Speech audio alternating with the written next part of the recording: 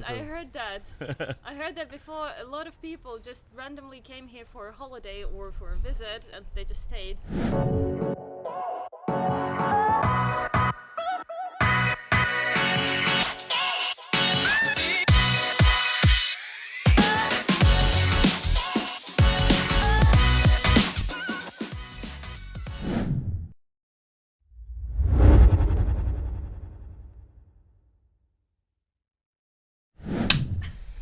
Anna Koladova, welcome to the podcast. How are you doing? I'm good. I'm very good. Well, let's start. What brought you to Turkey? What on earth could have brought you to this wonderful land, all the way from Moscow? Yeah, well, at some point I was I was too stressed to continue my Moscow lifestyle, and I decided to get a break. For 1 year, so I prepared everything, I set everything up. I didn't have anything holding me in Moscow, so I left my job, I sublet my apartment, I gained some resources, saved some money, decided to travel, and as soon as I was ready to start, pandemic hit. And of course there's so many people, I didn't expect it to be long. So I just thought, okay, I will just go to whatever country I can go, and then I will just move slowly. And I went to Turkey because it was the only country I could go, and I didn't even plan to go here.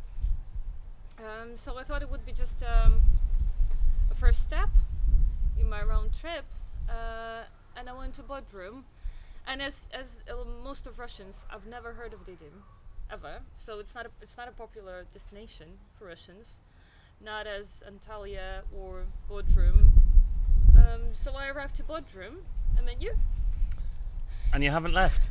And I haven't left. And then now 10.5 months later, I'm still here. I think Didim Altinkum certainly has a habit of doing that. Yes, I heard that. I heard that before. A lot of people just randomly came here for a holiday or for a visit, and they just stayed. Which seems ridiculous when you first look at it, because you wouldn't think there is so many attractions in Didim, right? Well, apart from, of course, Apollo Temple. We have the beautiful Apollo Temple behind us, yeah. Absolutely gorgeous. Yeah, but people just don't realize that at first, but they just seem to stay. They just tend to stay here. They just come here and then stay. So it's not one of those places that has. I mean, it has a few obvious things around, and we're an hour away from one of the 7 ancient wonders of the world, Ephesus, and Istanbul is a short flight away, and Izmir. Well, not even flight. I just enjoy going by bus. Yeah, Izmir, the third largest city, is is an hour and a half, 2 hours on a bus. Beautiful Bodrum, an hour and a half, an hour and 3/4 away. So we've got a number of things around, but the 10.5 months. So tell us what that has looked like. What has your life looked like for those 10.5 months, and getting to know the area, settling beneath and underneath the kind of the net, certainly the tourist net that people come here and experience for a week or two. So when I arrived in the middle of the season, if you can call it a season, because it was in the middle of pandemic. But still, it had a very, very different feeling to normal day-to-day life outside of season, because it was crowded. It was the front was, in that touristic mode. It was partying and drinking and people on the beach. So yeah, it felt like a normal touristic area. Yeah. But then after leaving here, especially after autumn, you get more settled. And I'm a city girl. I never lived in anything like here, like this. How many million people live in Moscow? What's the? I think 17. 17 million. 18. So, and what's the 88,000 that live here? Under normal circumstances, peak season is 880 I think it times by 10 essentially, up to 1 million, with a influx of tourists nationally and internationally. So you used to big cities. So how was that change been? It's funny, it was a bit of adjustment, right, when I just arrived, and when I well, of course we had like a new relationship, so of course that was for the first month or two it was all very new, and we did all that almost holiday things to do. Eating out a lot.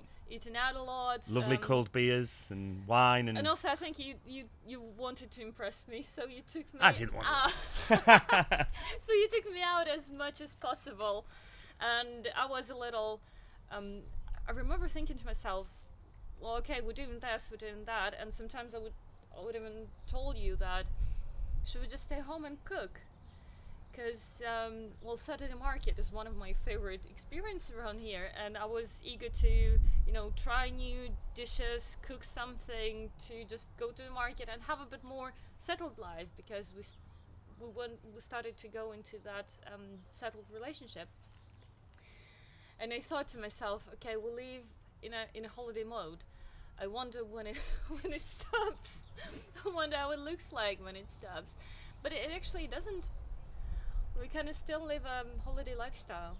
I think, just more in a sustainable way. At that time as well, I had family come out and join us, and of course they're on holiday mode. And when you see members of friends or members of your family once or twice a year, it's hard not to go and join them for an afternoon drink or dinner, because you love them and you look forward to seeing them. So it is quite tough. And sometimes why is there a need to say no to go out and do something? So, but I think it is interesting, isn't it, coming out of that summer season, not only in terms of numbers, but in terms of lifestyle of settling in and like actually cooking more, and as you mentioned there, going to the Saturday market and getting hold of really good local produce, which is there's a market every day of the week.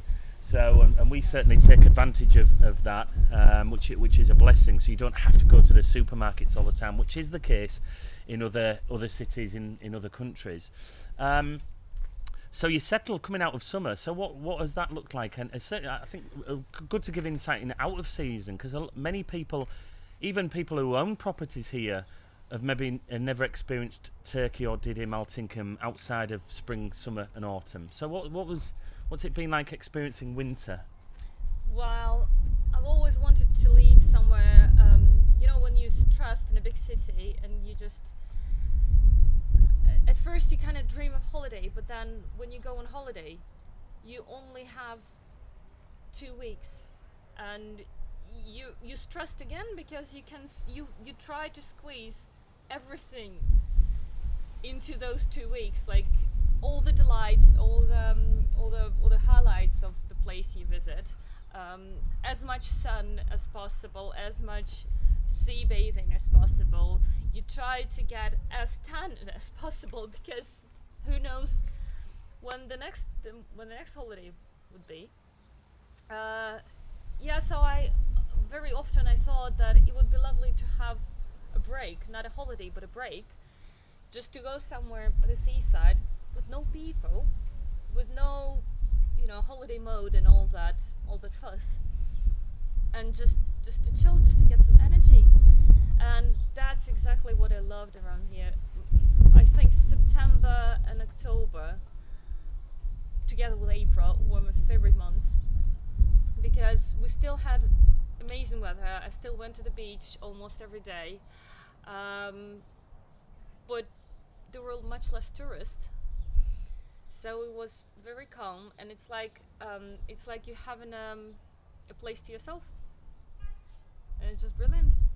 Because in summer, if you look at the beach in Altinkum, of course, under normal circumstances, when it's peak season, it's difficult to find any space. Whereas in winter, I mean, are you taught? Would it be right in thinking sometimes there's maybe 3 people on the beach? That at times when we'll go, we've been jogging and running, we've In taken like a winter- flask of tea and Yeah. a little pack up breakfast, a little picnic breakfast, and there'll be maybe three people other than ourselves on the beach, and of course some lovely dogs. There were, surrounded. I don't remember any people Yeah. in winter on the beach. Only dogs. I mean, that must be alien for people that come out here or only have ever experienced the area in peak season, and it's difficult to get a space on the beach. I mean, it's that busy on the beach in summer that often people that we've interviewed, John and Ellen, and they were saying how they stay away from that peak place and they'll go and visit other small beaches, and that's a really nice thing for them to do. And then they'll venture back in September as season kind of starts to die down. But what's been the really big surprise? Anna, about being here, that I guess you could, I mean, did you have any preconceived ideas about the place? I mean, it sounds like you didn't really have much time to plan to come to Turkey, let alone Didim. It was all very unplanned and spontaneous and circumstantial. So I dare say, yeah, there may not have been many preconceived ideas, but what has surprised you about being here and the time that you've now been here? I mean, it's coming up to a year. What surprised you along the way that you've discovered that you maybe didn't think would have been the case, whether it's about the place or yourself, as you've maybe mentioned? Well, yeah, there were a few things that surprised me. I wouldn't even say that it surprised me. It just more like some advantages you just discover. Okay. It's not exactly surprising because it's logical, right? Like, you know that in small villages or in small cities, small towns, the sense of community is stronger and it's bigger, and it's easier to find help or support, or even the fact that any time, any day, we together or me alone or you, we can just go to the front, being absolutely certain that we will find a few friends over there to keep a company. That's something that big city normally cannot provide. So that sense of community, even the fact that even our Turkish neighbor who doesn't speak a word in English and we don't speak Turkish, but even with him, he brings a sense of community because he would treat us with some local pastry over a balcony wall, and that's brilliant. I know we've been out speaking on that like kind of sense of community and bumping into people.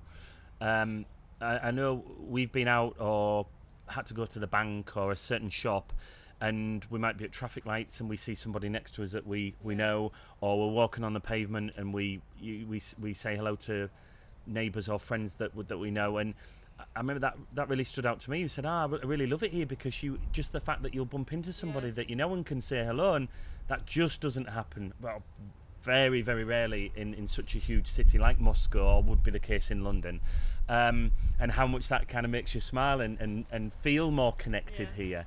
That's been really lovely.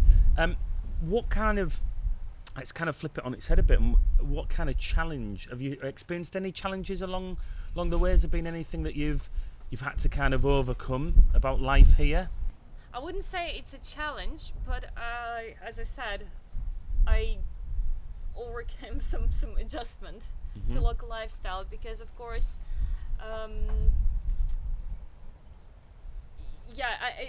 it took a few weeks or months to adjust to a different lifestyle after Moscow, because in big city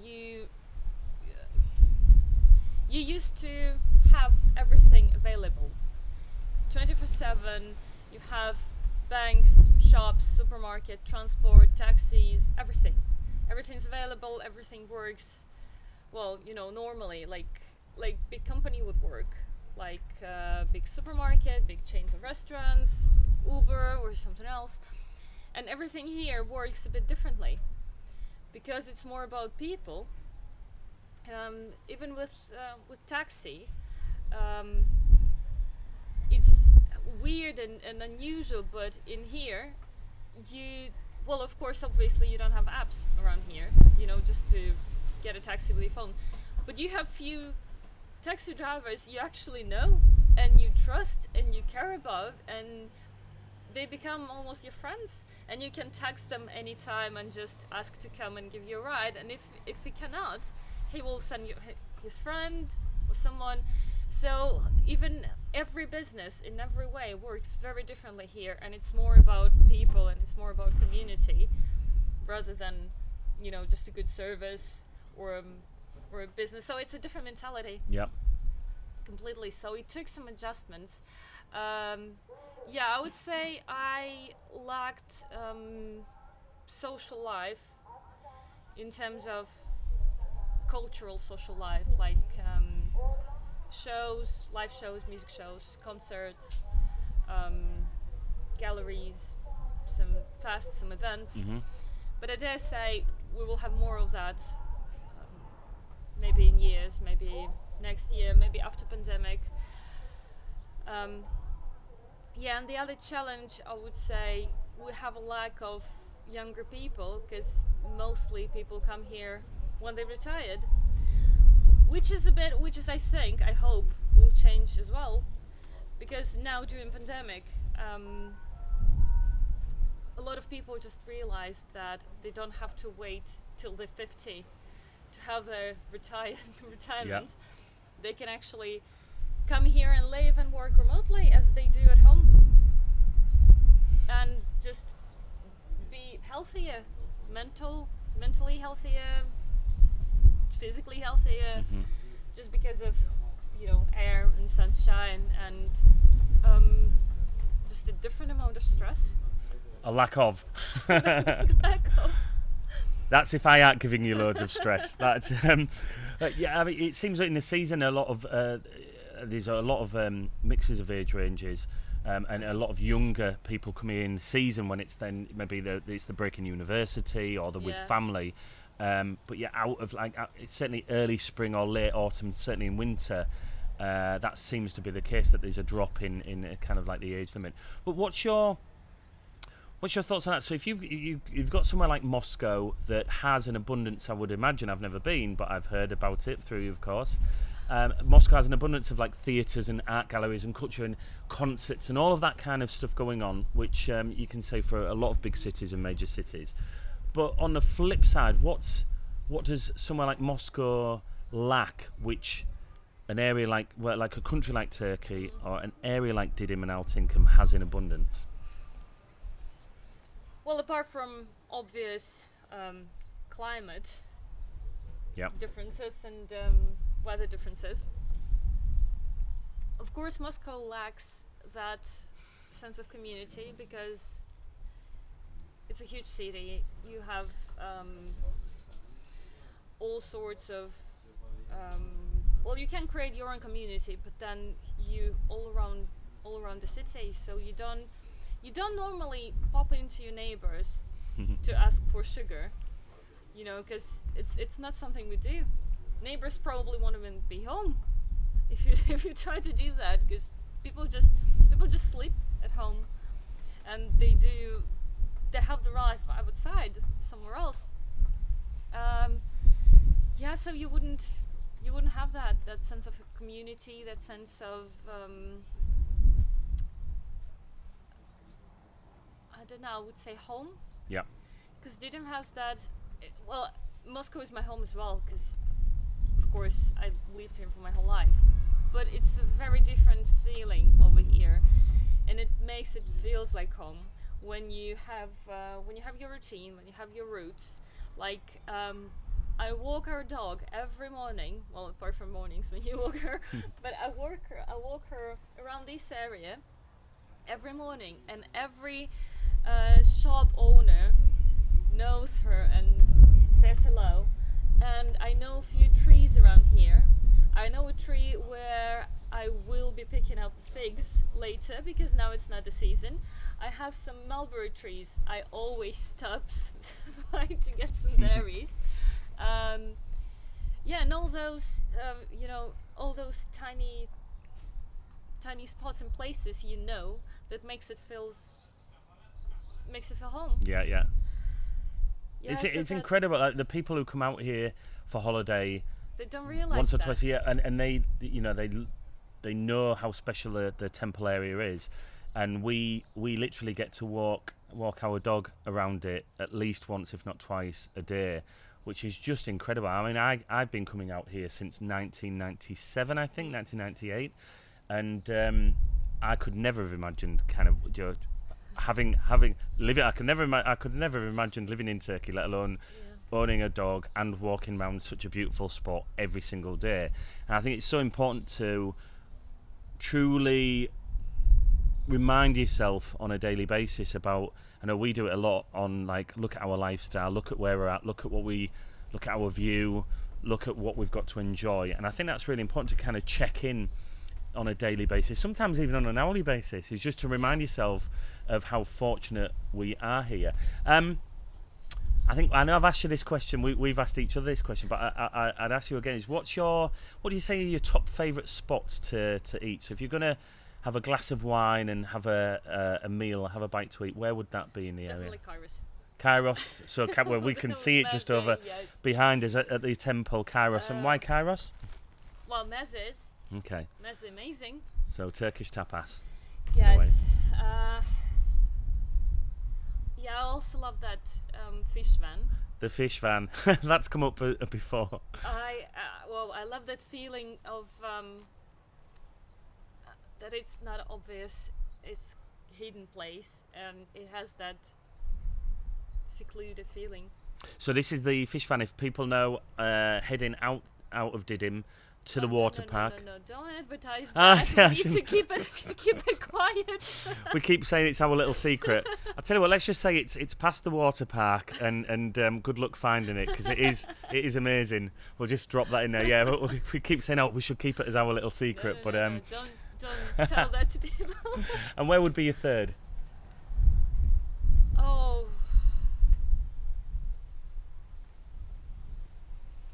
It's a tough question, because I have few favorite ones. Is there a number that you could say? I would say Dai. Okay. Not even so much.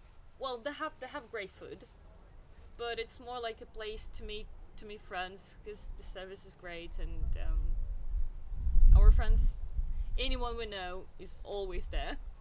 Yeah, so it's a bit of a hub. Yeah, so. Dai, Dayyi, isn't it? Yes. Yeah, so Aussie and the guys there, and great draft beer as well. They look after the pipes, and it's about £1.40. Yeah. So if that probably alone £1.40 for a very good draft beer might be enough to bring people out here for a holiday, an extended stay, or just buy a property here. I do, and I'm with you on those places for sure. What do you see for the next kind of like 6 to 12 months about Turkey? You know, what do you see living here that you're looking forward to with the area? Because there has been some development. We are now starting to come into a season that's a bit later than normal, so we've got the season to kick in. There's been some really positive developments, so the place is looking amazing. With some other plans like an amphitheatre near the forest and the fairground that's going to be happening. So what are you looking forward to over the kind of next 6 to 12 months? With all those changes, I would hope that Didim will have some more obvious attractions for younger people, not only to come out here for a holiday, for a break, because I think mostly when people do that, they mostly stay on the beach, in bars on the front, and maybe have one trip to the temple. But the place has, how to say it, it's energetically much more rich. Yeah, I like that. So it's not. That was my first impression when you invited me here, when you took me here, that it's like a holiday place. And I honestly, I hate touristic places. I don't even go there for holidays. But yet you found yourself living. Yeah, or I go there outside of season. Yeah. I mean, I absolutely love here outside of season. But even during the season, most people just don't realize how much more they have around here. Yeah. Just to explore. And I hope maybe with some development of, I don't know, maybe better transport system, or well, not better because it's good enough for its purpose, but for touristic season, maybe some more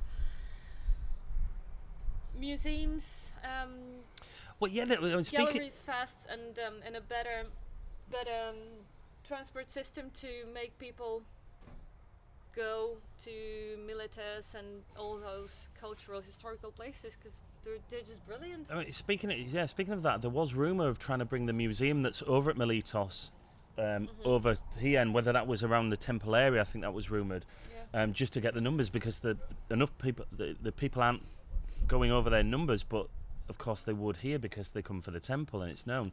So that's something that's certainly happening, and I think we've noticed a lot of bars and restaurants, whether that's new bars and restaurants that have a really kind of high level of service, kind of menu option, drink option, but it seems to be breaking the norm now, whereas I think there was a lot of bars and restaurants that were still doing what they did 15 or 20 years ago, as you've got the likes of Saman, Joseph, David People that are coming in and raising the profile. And I think there was, it must be 7, 8, maybe even 10 restaurants on the boulevard that have all gone through refurbishment. So I think it's clearly on the up, and there is a change. They're spending money on on the road system that's happened. I think was €1 million, in excess of €1 million, and they could have just laid a road, but it's very decorative. It looks amazing.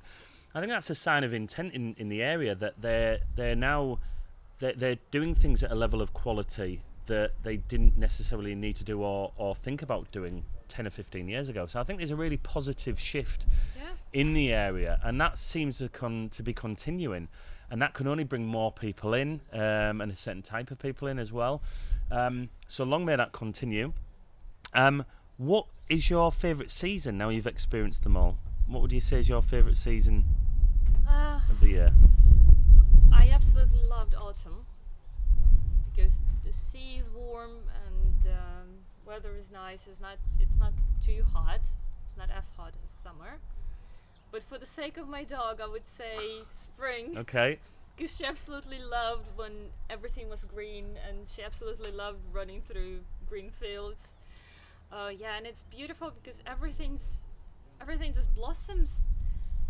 And of course, the area we live, which is not so far from the temple, with all those fields and all those flowers and different colors on the field, when you see that every morning walking your dog, I mean, that alone would be a great reason to have a dog, just to get you out every morning, just to have a time of your own, with no devices, with no purpose. You're just walking, because you normally don't walk without purpose. So the dog provides it. That's a very good point, because I think we spoke to a number of people on the podcast, but also our friends and network around here, that it's very easy to get caught up in the holiday lifestyle, and that lifestyle can often lack a sense of purpose, a reason to get up in the morning, a reason to go to bed early, some structure in your day. And I think I can vouch for both of us that having a dog, and even a number of people, the awesome volunteers at the animal shelter, who volunteer 3 times a week, for example, that gives them a structure and a routine. I think that's so important, living somewhere like this where you can get caught up in the holiday lifestyle, and having that accountability, a reason to get out, and whether it's walking here or in the forest or on the beaches with your dog. And I know a number of people that have adopted a dog for those reasons, also because the dog needs a home and they've got a great heart. But having that sense of purpose is amazing. And do you want to give us a little bit of insight when we're talking on the dog front, on the animal front? Do you want to give a bit of insight into our journey over the past few months? Yeah. So first of all, our dog it's my first dog ever, because of course I lived in Moscow with crazy working hours, so I couldn't afford to have a dog, and I wasn't even a dog person. And when I arrived here, I was surprised how amazing street dogs are. It's just it's weird, but because the city is small, they all have their own place to live. They have their own neighborhoods.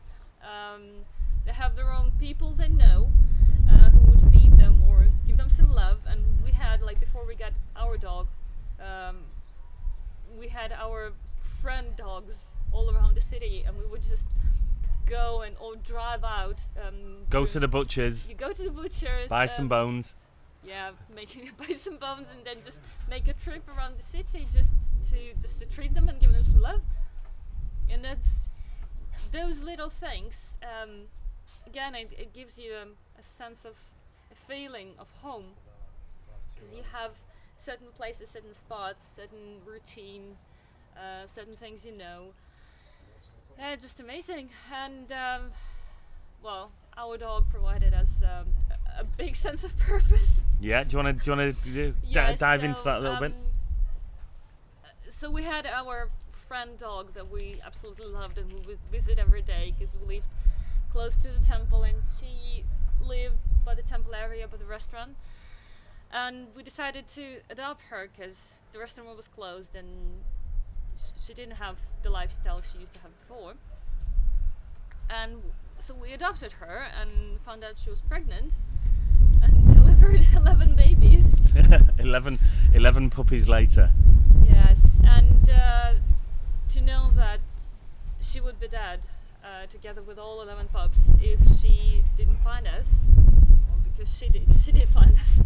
She had a tumour, yeah, so she wasn't able to. Yeah, so I'm sure that it wasn't us adopting her; it was her found us. Yeah, her adopting us. Yes. Indeed. So 11 puppies later. So that's been a bit of a journey. Yes, and that can give you a very good sense of purpose and a very good structure of your day. Because I'm not a morning person, but every morning for the last 4 months, around 6 o'clock in the morning, I'll wake up because they bark and because they need attention. They need their mummy. So yes, that provides you routine.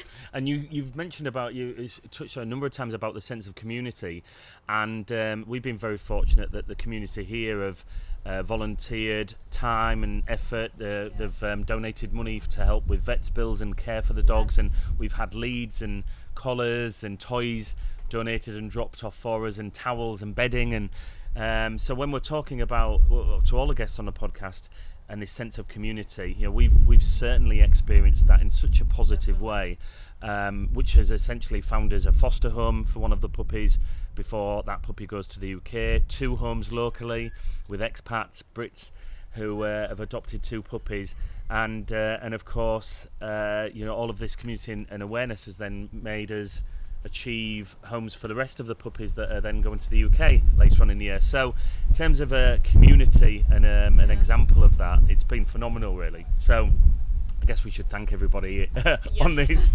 for coming together. We couldn't have done that without people, so that's certainly take the opportunity to thank everybody out there. But before we wrap this podcast up, I'd like you mentioned there where you, if you're going to have a glass of wine and somewhere to eat, where you would venture to. So what's your favourite Turkish dish and why? So you're in one of your favourite locations and you could order a Turkish dish, or maybe not in one of those locations. What would you order and why? What would be your go-to Turkish? Meze, okay. And is there a particular type of meze, or a favourite 2 or 3? I think I like smoked aubergines. The smoked aubergine meze. And that thing, I don't even know how they make it, but it's thyme and tomatoes, or sun-dried tomatoes, or grilled peppers, something.